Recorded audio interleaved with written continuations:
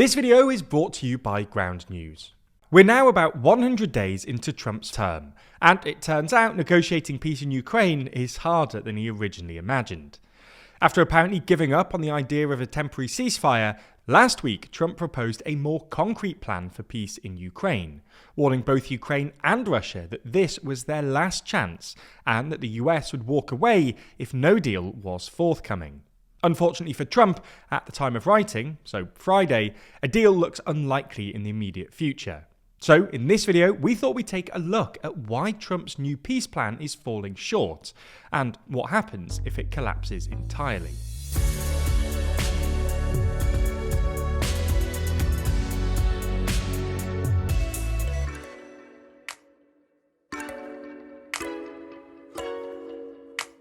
The TLDR team and our audience ranked some of the most powerful people in the world to determine who's the most influential. Want to know who made the list? Pre-order the next issue of our magazine Too Long to find out. Click the link in the description to reserve your copy.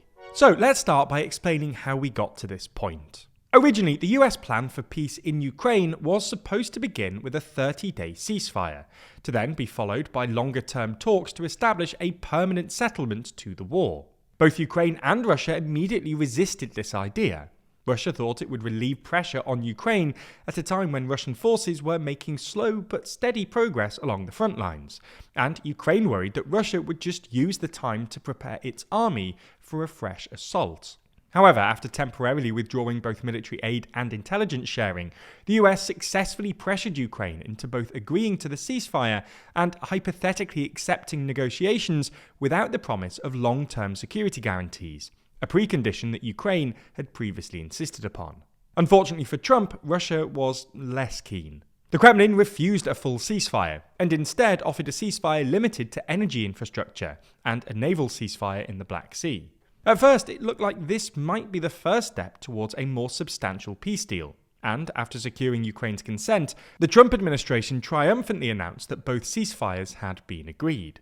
Within a week, however, both ceasefires had essentially collapsed. Russia accused Ukraine of breaking the energy ceasefire with a drone attack on one of Russia's oil refining facilities, and Ukraine accused Russia of breaking it with a series of strikes on Ukraine's electricity infrastructure. Similarly, the Black Sea deal collapsed after Russia suddenly said it wouldn't keep the deal without sanctions relief.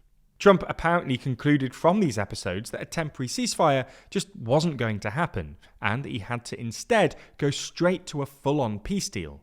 So, last week, Trump reportedly proposed a new 7-point peace plan, and told both Russia and Ukraine that this was his last offer, and that the US would give up on negotiations otherwise.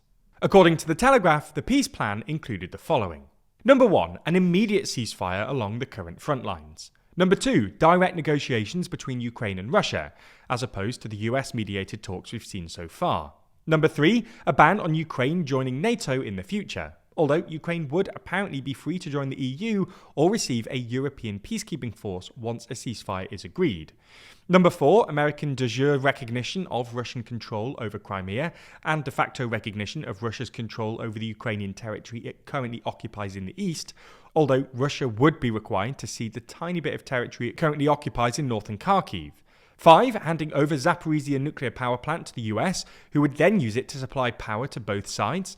This would also pave the way for a free passage along the Dnipro River for Ukraine. Number 6, a minerals deal between Ukraine and the US. And number 7, the lifting of sanctions on Russia and enhanced cooperation between Russia and the US, particularly in the energy and industrial sectors. Unsurprisingly, this didn't go down too well with Ukraine and Europe. There's obviously a lot in here for Ukraine not to like. After all, it involves de facto giving up Ukrainian territory to Russia without any NATO or US-led security guarantee.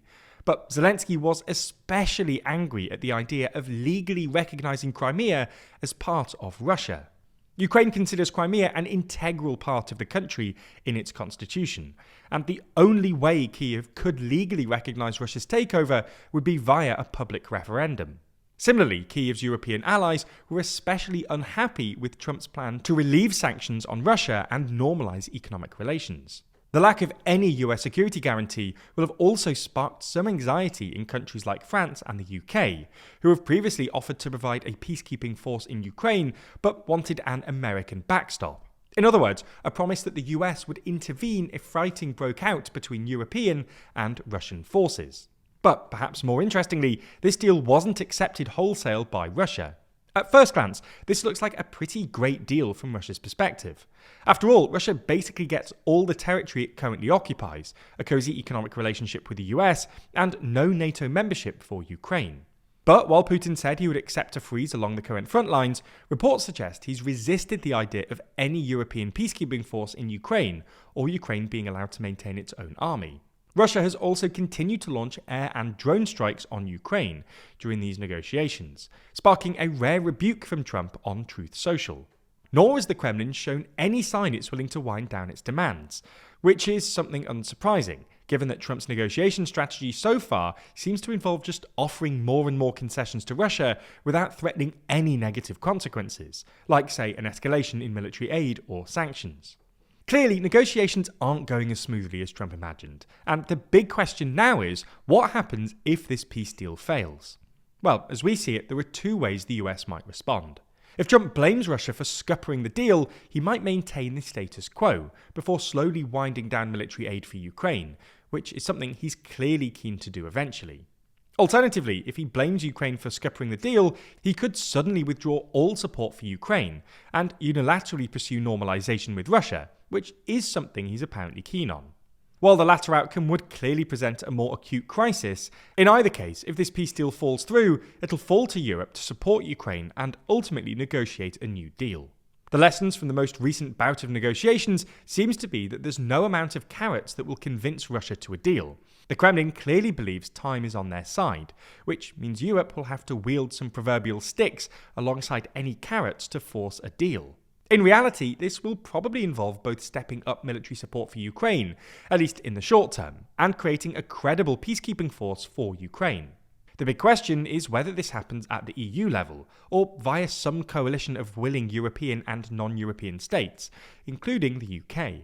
At the moment, the latter looks more likely, largely because there's currently too much division within the EU on this issue. But whether these states have the confidence to do this without a US backstop remains to be seen.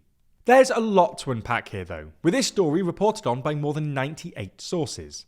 Interestingly, we can see that of those, 30% came from left-leaning outlets, while 21% came from outlets that lean right. Looking at the headlines, you can also see some differences, with left-leaning coverage emphasising potential bias from Trump towards Russia, and right-leaning outlets generally echoing Trump's position. We're able to do that because of our sponsor Ground News, whose incredible website and app lets you discover the news and pulls back the curtain on media bias. Built by a former NASA engineer on a mission to give readers an easy, data-driven, objective way to read the news, with Ground News ingesting over 50,000 articles from all over the world, and then organising each by story.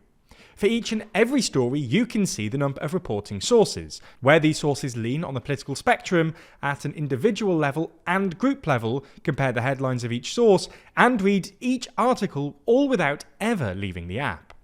But one of the best parts of the app is their blind spot feed. It presents you with stories and articles that haven't been reported on by one side of the aisle or the other, helping you better break out of your media bubble and discover what those on the other side of the political spectrum are really saying. Ground News is such a useful tool for our current media landscape, and I think an app like this will only become more essential as the media landscape continues to evolve. If you're interested in everything that Ground News has to offer, you can get 40% off the unlimited Access Vantage plan using the link in the description, or by scanning the QR code.